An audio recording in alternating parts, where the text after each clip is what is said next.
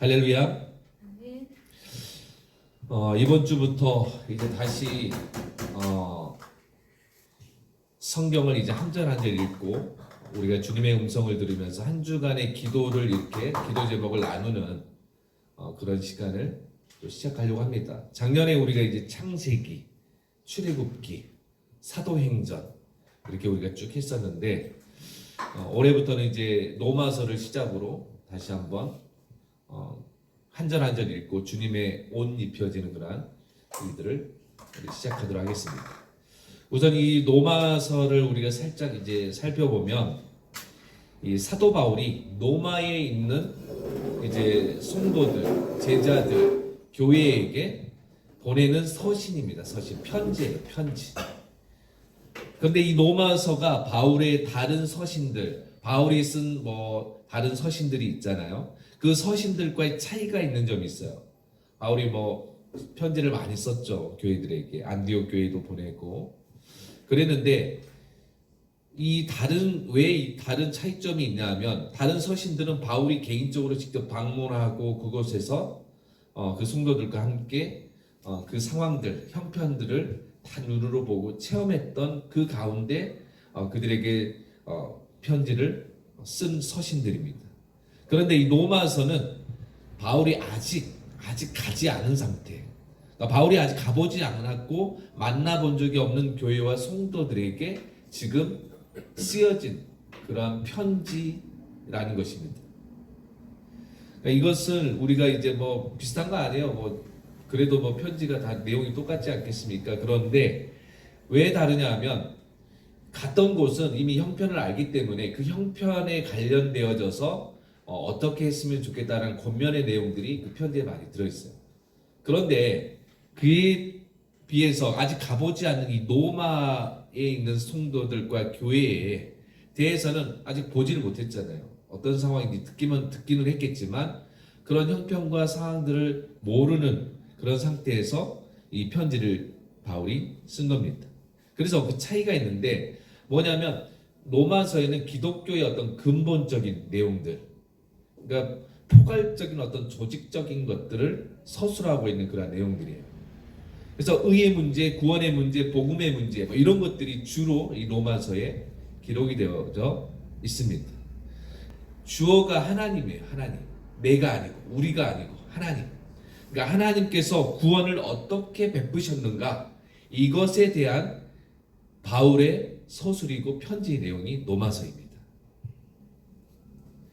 그러니까 하나님께서 우리에게 구원을 어떻게 베푸셨는가, 그러니까 우리가 어떻게 해가지고 구원을 얻는가 이게 아니고 하나님께서 이 구원을 우리에게 어떻게 베푸셨는지를 이제 소개하는 그러한 내용이 로마서라는 책입니다.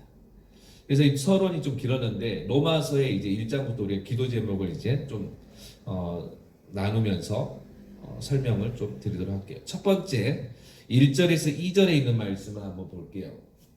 읽어볼까요? 시작. 예수 그리스도의 종 바울은 사도로 부르심을 받아 하나님의 복음을 위하여 택정함을 입었으니 이 복음은 하나님이 선지자들을 통하여 그의 아들에 관하여 성경에 미리 약속하신 것이라. 아멘. 첫 번째 기도 제목은 깍두기로 부름받아 마중물로 쓰여지게 하옵소서.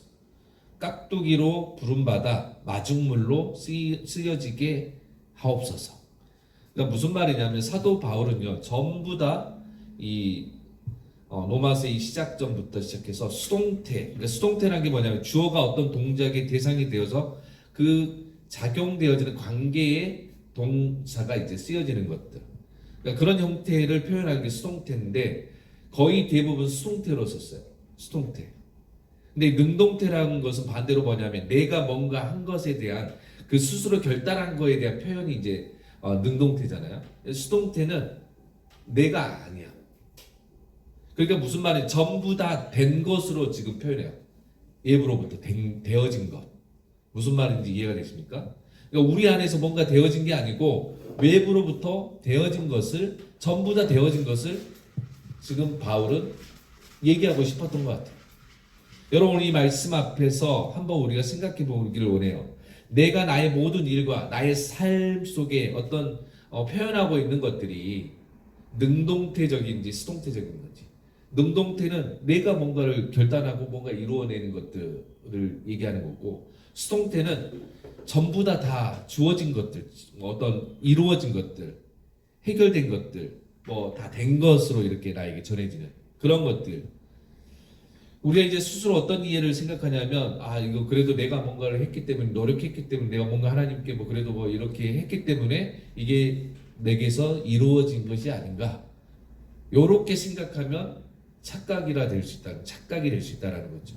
그러니까 바울은 이 구원의 핵심, 성경의 가장 근간이 되는 이야기, 이 책의 시작을, 바로 이 로마서의 시작을 바로 수동태 전부 다 주어진 걸로 이렇게 표현을 해요. 그리고 바울 스스로도 뭐라고 표현하냐면 자신을 종이다 표현해요. 종. 예수 그리스도의 종.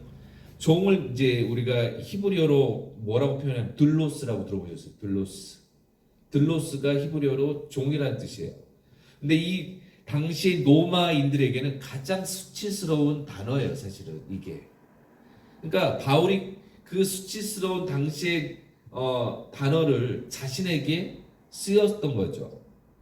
둘로스다. 나는 종이다. 그러니까 무슨 말이냐면 이 뭐 노예와 같은 그런 표현인 거예요, 사실. 난 노예다. 그러니까 모든 소유와 영광이 내가 열심히 해도 누구 거예요, 그게? 나는 종이고 노예이기 때문에 주인 거인 거예요. 그 영광도 주인 거고, 내가 잘해도 주인 거야. 내가 뭔가를 많이 남겼어도 주인 건 거야. 이게 종의 신분입니다. 근데 무슨 말이냐면 구원에 있어서도 주도권이 내게 있는 것이 아니라, 내가 뭘 착하게 헌금을 많이 하고 뭔가 해가지고 구원의 주도권이 나로부터 시작되는 게 아니라 누구로부터 있다고? 하나님께로부터 있다. 하나님으로부터 주어지는 것이다. 선물이다. 이런 표현을 엄청 많이 바울이 하고 있습니다. 그러니까 명확하게 1절부터 밝히고 있는 거예요. 하나님께 있다. 이 주권이.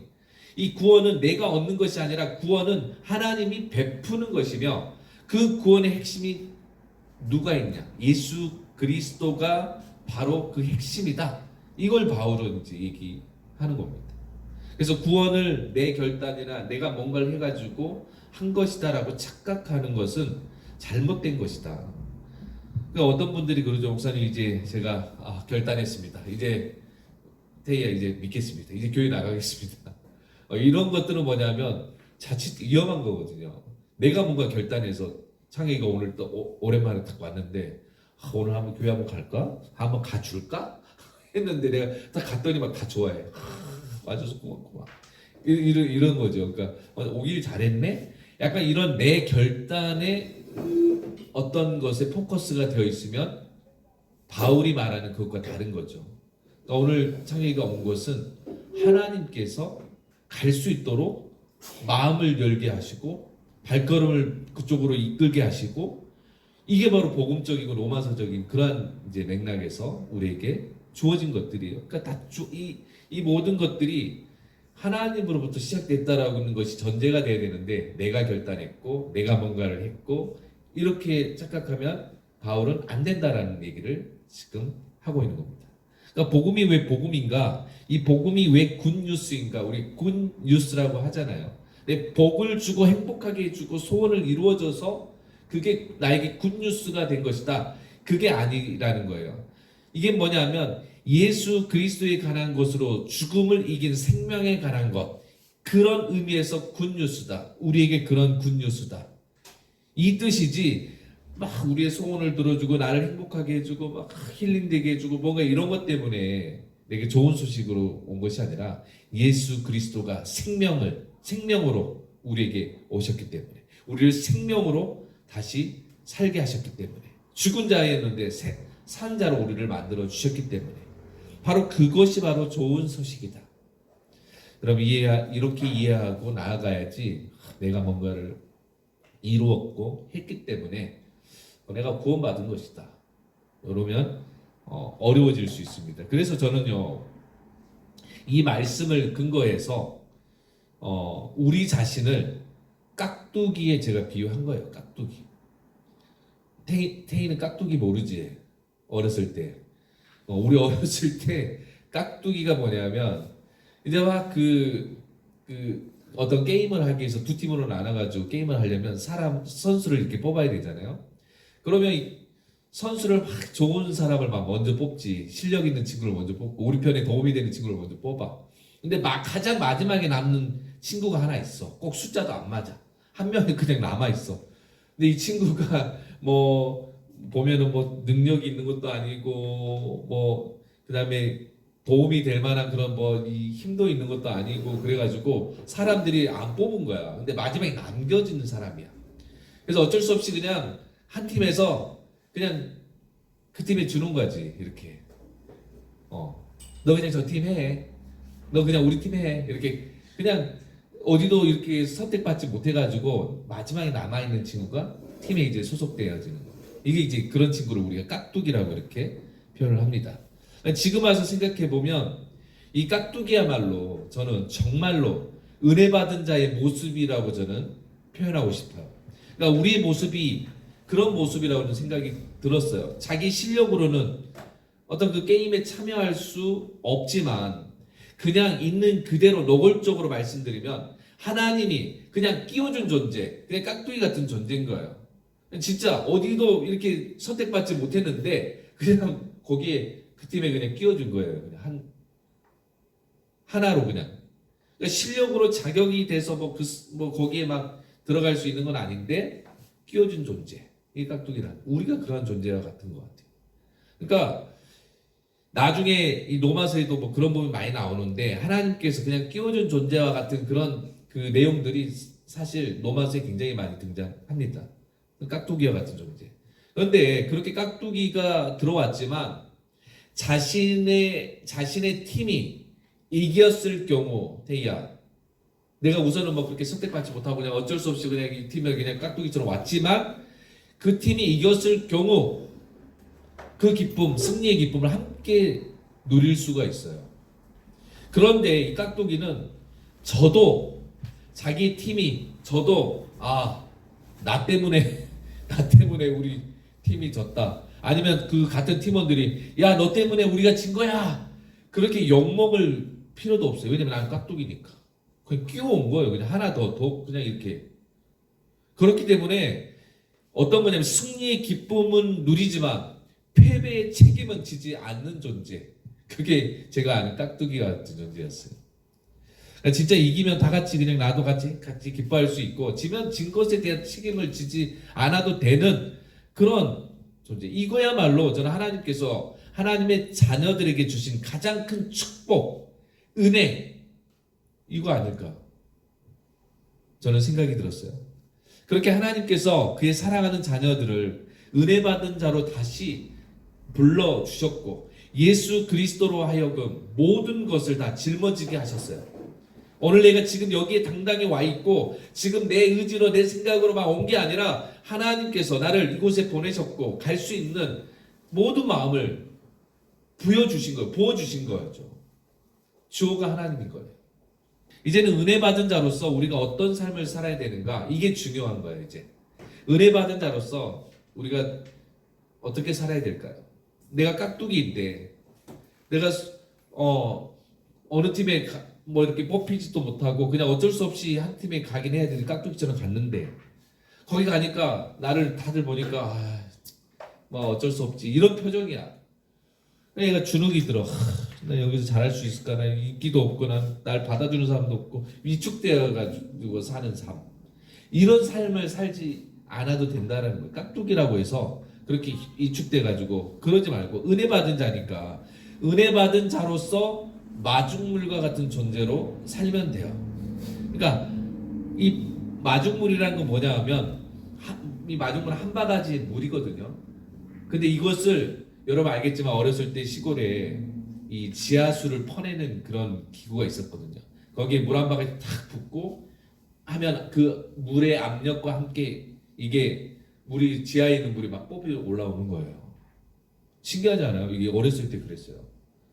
전기 이걸로 뽑아 뭐 이렇게 올라오는 게 아니고 물 한 바가지만 탁 부어서 이걸 아래로 막 펌프질을 하면 물이 지하에 있는 물이 막 쏟아지는 거죠. 그런 마중물.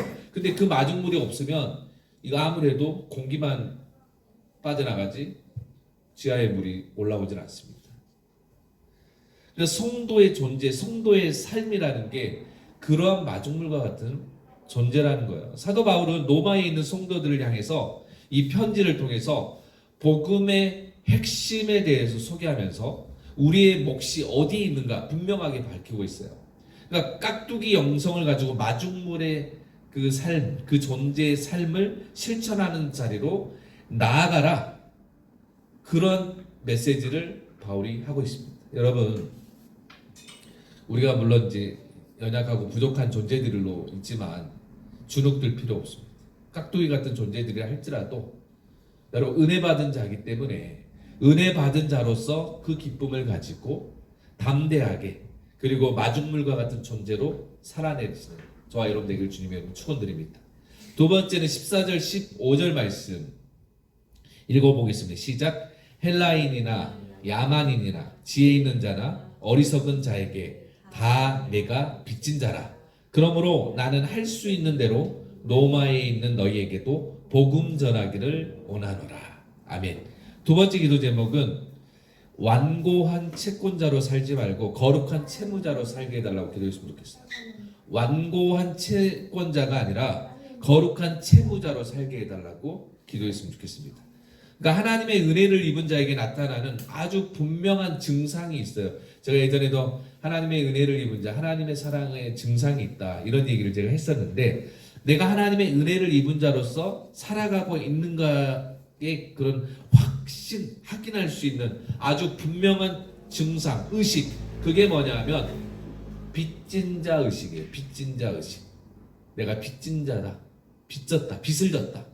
그러니까 이 빚진 자의 마음 그러니까 은혜를 입은 자에게서는요 너나 할 것 없이 항상 이런 마음이 생길 수밖에 없어요. 빚진 자의 마음.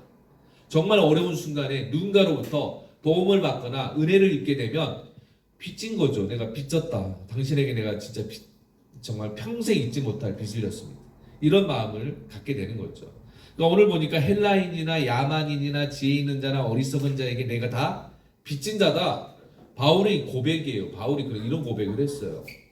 그러니까 모두에게 내가 다 빚진 자다. 모두에게 내가 다 빚진 자인데 왜 이런 말을 바울이 했을까 생각해 보게 돼요. 근데 사실 바울은 이 헬라인들, 야만인들, 뭐 지혜 있는 자나 어리석은 자들 이들에게 빚을 진 적이 없어요. 사실은 실제적으로 그들에게 뭔가를 받아서 빚을 가지고 있는 그런 상황이 아닙니다. 그런데 바울은 자기가 이들에게 다 빚진 자다 이런 표현을 하고 있습니다. 이런 고백을 하고 있어요. 여러분 빚진 자라고 했을 때 두 가지 의미가 있을 것 같아요. 첫 번째는 진짜 뭔가 빌려서 뭔가 빌림을 받아가지고 빚진 자가 된 거. 은행에서 뭐 돈을 빌렸다면 내가 은행에 빚진 자가 된 거죠. 그렇게 말할 수 있겠죠. 근데 다른 하나는 뭐냐면 이런 거죠. 어떤 이가 1억이라는 엄청난 금액을 A에게 주면서 이거 B한테 전달해달라고 말합니다. 그러면 태희한테 내가 1억을 주면서 정한 형한테 1억 전달하라고 했어요. 근데 태희가 그 1억을 받아가지고 정한 형한테 주기 전까지는 태희는 그 돈을 나한테 받았기 때문에 빚진 자가 된 거야. 그거를 태희 형한테 정한 형한테 주는 순간 더 이상 빚이 없는 거지. 근데 가지고 있는 순간은 빚이 생긴 거야. 그러니까 빚진 자라는 이거 빚진 자라는 거죠. 이게 이제 두 번째 의미인데 성경에서 바울이 말하는 이 빚진 자의 의미는 첫 번째 그런 진짜 뭔가 빚을 져가지고 그런 빚이 아니라 두 번째 의미로서의 빚진 자의 의미인 것 같아요. 그러니까 실제 내가 뭘 꾸어서 당사자에게 갚는 것이 아니라 사도 바울은 하나님의 은혜를 자기가 입었기 때문에 나는 그 은혜를 받은 자이기 때문에 아직 받지 못한 수많은 사람들이 그 은혜를 돌려줘야 되는 그런 빚진 자다. 이런 그 마음으로 지금 바울은 보고 있는 거예요. 내가 그래서 헬라인이나 야만인이나 지혜 있는 자나 지혜 없는 자나 할 것 없이 모두에게 나는 빚진 자다. 이런 빚진 자 의식을 갖게 돼요. 그래서 그 빚진 자의 심정으로 바울이 달려가서 결국은 복음을 전하고 사역을 하고 풍성한 열매를 맺고 지금의 우리에게까지 이 바울은 엄청난 영향력을 끼치는 그런 존재. 신약 성경에 정말 가장 독보적인 그런 인물이라고 우리가 어떻게 보면 보길 수가 있는 거죠. 그러니까 우리가 복음을 전한다든지 내지는 교회를 떠나서 개인적으로 섬기는 어떤 구제와 뭔가 돕는 그런 사역들을 우리가 할 때에도 우리가 빚진 자의 심정으로 해야지 채권자의 어떤 의식을 가지고 해서는 안 된다는 거예요. 채권자는 뭐냐면 진짜 내가 뭘 줬으니까 그걸 받기 위해서 뭔가를 하는 거죠. 노력하는 거죠. 또한 내가 누군가를 도와줄 때 그냥 뭐 불쌍해서 아유 안 됐다 어렵다라는 걸 보여지기 때문에 내가 도와야지 그런 이타심만 가지고 그를 도와서는 안 돼요. 안 됩니다. 왜냐하면 그럴 땐 항상 시끄러워. 자기 어떤 그 이타심, 자기 어떤 것 때문에 뭔가를 막 도와주고 뭔가 행할 때 그때 꼭 문제가 생기고 시끄러워집니다. 뭐냐 하면 이타심으로 구제를 베풀거나 복음을 전하면 항상 그 이런 이어지는 것들의 증상 중에 하나가 공로가 이어져. 공로. 내가 뭔가를 했다. 그리고 당당해져요. 난 요만큼 한 사람이다. 자신이 그 일을 하는 것을 인정해주지 않으면 거기에 따라온 또 뭐가 불평이 따라와요. 내가 이렇게까지 했는데 날 몰라주네. 왜 내가 이렇게 좋은 일을 많이 하고 희생을 했는데 나를 알아주지 않지? 불평하게 되는 거죠. 그러니까 공로, 당당함, 불평. 그렇지만 여러분 빚진 마음으로 빚진 자의 의식을 가지고 일을 하면요. 특징이 뭔지 아십니까? 정한 형제. 우리 창혁이처럼 조용해져. 빚진 자들은 조용해요. 대야 시끄럽지가 않아. 진짜. 내가 빚진 자다. 그런 사람들은 어떤 순간에도 나는 빚진 자야. 그렇지. 내가 뭔가를 여기서 그렇게 소리칠 사람은 아니지. 나도 그런 존재입니다. 그러니까 빚진 자의 마음을 가진 자, 빚진 자 의식을 가진 사람은 조용해요. 왜냐하면 빚진 마음은 그저 감사가 이어지기 때문에 조용해질 수밖에 없는 거죠. 그래서 오늘 이 아침에 여러분께 간곡히 당부드리고 싶어요. 완고한 채권자로 살지 마시고 거룩한 채무자로 사시기를 주님의 이름으로 축원드립니다. 마지막 세 번째 기도 제목은 24절 25절에 있는 말씀 읽어보겠습니다. 시작. 그러므로 하나님께서 그들을 마음의 정욕대로 더러움에 내버려 두사 그들의 몸을 서로 욕되게 하게 하셨으니 이는 그들이 하나님의 진리를 거짓 것으로 바꾸어 피조물을 조물주보다 더 경배하고 섬김이라 주는 곧 영원히 찬송할 이시로다. 아멘. 세 번째 기도 제목은 뭐냐면 부패되지 않고 발효되는 존재로 살게 해달라고 기도했으면 좋겠어요. 부패되지 않고 발효되는 존재로 살게 해달라고 기도했으면 좋겠습니다. 그러니까 오늘 본문의 18절 이하로 보면 24절 25절의 쭉 뒷부분에 어떤 얘기를 하냐면 심판에 대해서 얘기를 해요. 심판에 대해서 얘기하는데 어떤 심판이야? 우리가 잘 알고 있는 뭐 불구덩이 이런 심판 생각하는데 그런 심판을 얘기하는 게 아니고 원하는 것을 들어주는 것을 심판이라고 바울은 보고 있어요. 원하는 것을 들어주는 거. 이게 무슨 말이지? 이게 심판이라고? 그러면 이제 다들 아마 이 심판 좋다 생각할 수 있는데 그런 얘기가 아닙니다. 그러니까 뭐냐면 내가 간절히 원하는 거, 그것을 그냥 아무 조건 없이 그냥 주는 거, 그게 심판이라고 얘기하는 거예요. 뭐냐면 내버려 두는 거예요. 원하는 대로 그냥 하고 그냥 생각한 대로 살도록 내버려 두는 게 바울은 심판이라고, 하나님의 심판이라고 이렇게 로마서에 얘기하고 있습니다. 그러니까 자기 마음대로 하고 싶은 대로 그냥 내버려 두는 거, 일컬어 그냥 그러는 거예요. 그러니까 여러분 어때요? 오늘날 우리가 보면 세상은 이것을 굉장히 좋아합니다. 자율성, 행복, 힐링, 그리고 뭐 일을 하고 싶을 때 하고 말고 싶을 때 말고, 뭐 이런 것들을 쭉 보면 그냥 자기들이 원하는 대로 그냥 해요. 그러니까 자유, 행복 이런 게 힐링이라고 생각하는 그런 분들이 되게 많다는 거죠. 그러니까 우리가 이해할 수 없는 것들이 있는데 뭐냐면 하나님은 우리가 그것을 심판이라고 이렇게 이야기하고 있는 것이 24절 마음의 정욕대로 더러움에 내버려 두사 26절에는 부끄러운 욕심에 내버려 두시고 28절에는 상실한 마음대로 내버려 두셨다. 그러니까 내버려 두는 게 심판이고 내버려 두는 게 지옥과 같은 삶이라는 거예요. 그러니까 우리가 누군가에게 이제 연인이 되면 여자친구시죠, 우리. 네. 네. 그러니까 연인이 되면 서로 간섭을 하잖아요. 이 간섭이 사랑이라고 우리는 표현하잖아요. 간섭이 사랑인데 바울이 얘기하는 이 뭐냐면 내버려 둔다라는 게 하나님께서 우리가 죄를 지어도 우리가 잘못을 하고 뭐 잘못된 길을 걸어가더라도 그냥 내버려 두는 게 행복이고 자율이 아니고 그게 바로 하나님의 심판이 될 수 있다. 그런 게 하나님의 심판. 내버려 두면 어떻게 될까요? 결국은 지옥이겠죠. 우리가 크게 엇나가고 있는데도 하나님께서 그냥 내버려 두신다면 우리를 향하여 아무 조치를 하나님 취하지 않는다면 그것이 정말 슬픈 결과물이에요.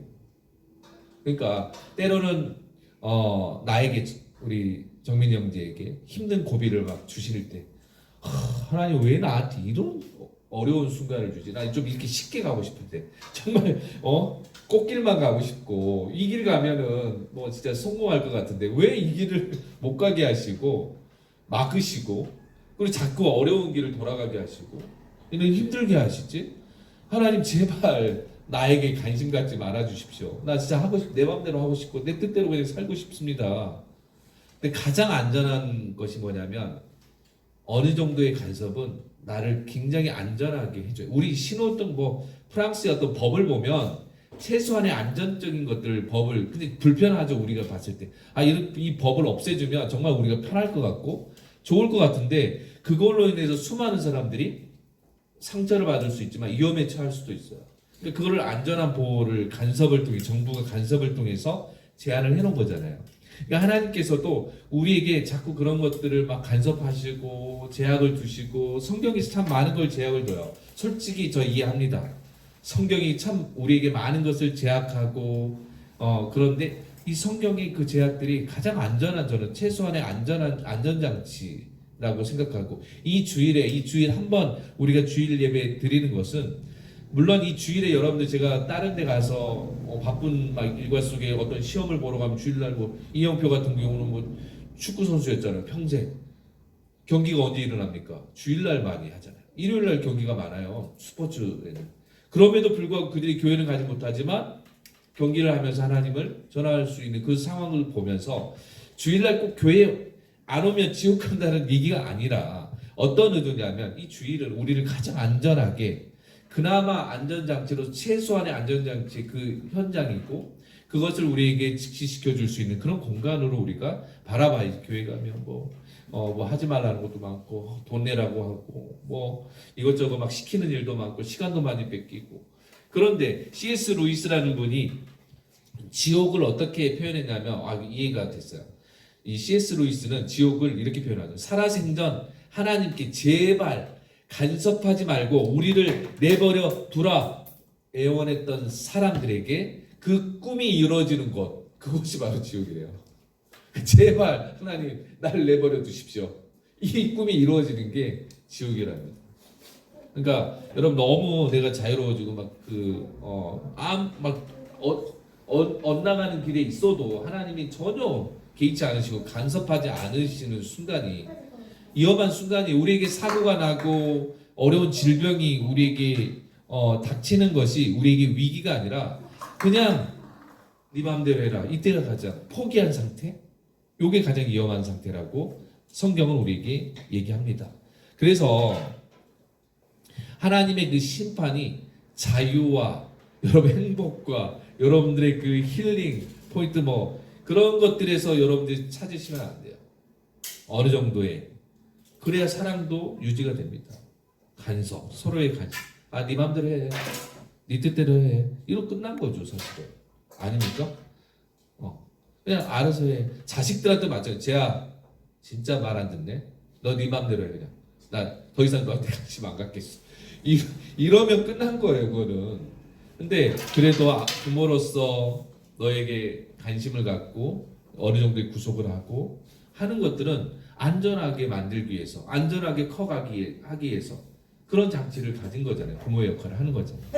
이게 바로 교회에서도 하나님과 우리의 관계에서도 그렇다는 거죠. 그러니까 신자에게 있어서 최고의 위기가 질병이나 사고가 아니라는 말이에요.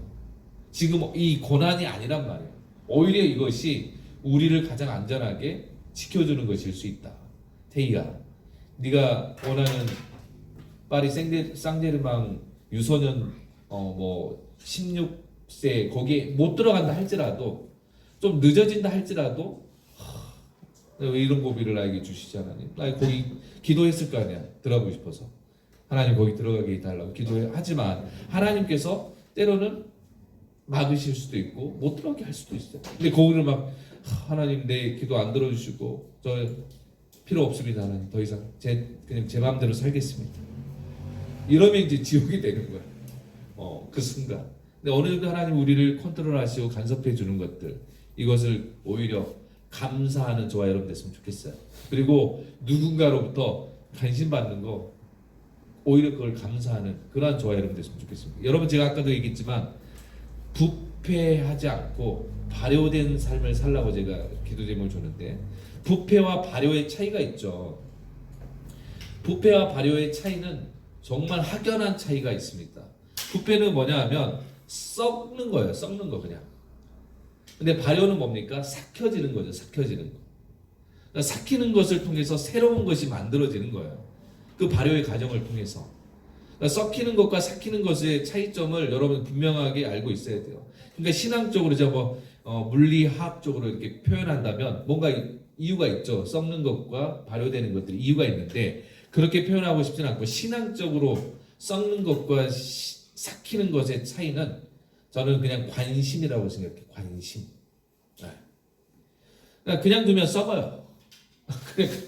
그러지 않아요? 냉장고에 그냥 요리를 해봤으니까 그 자주 쓰는 것들은 계속 쓰면서 그것들을 또 채워놓고 쓰고 또 채워놓고 하는데 자주 사용하지 않는 것들, 관심이 없는 것들은 나도 모르게 거기 있다가 나중에 보면 곰팡이가 펴 썩어져서 더 이상 쓸 수 없는 그런 재료가 돼서 버리게 되잖아요.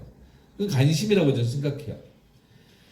그러니까 관심을 가지고 우리가 더하게 되면 그 관심을 가지고 보고 관리하게 되면 그게 발효가 되고 새로운 것이 만들어지는 그러한 재료가 됩니다. 그래서 하나님의 사람, 하나님의 자녀를 부패시키지 않고 발효시켜서 하나님의 의도와 목적대로 하나님께서 사용하시는데 심판받을 자들, 지옥과 같은 삶을 살아가는 자들은 안타깝게도 관심을 주지 않고 자기 마음대로 살아가는 사람들에게는 결국은 썩는 거예요. 관심이 가져지지 않기 때문에.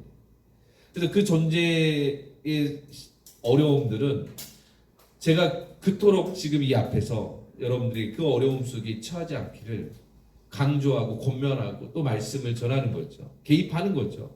그래서 하나님의 간섭하심, 하나님의 개입하심에 대한 여러분들의 입장이 어떤 건지를 좀 정확히 이 노마스를 통해서 이제 앞으로 계속해서 우리가 나누게 될 것입니다.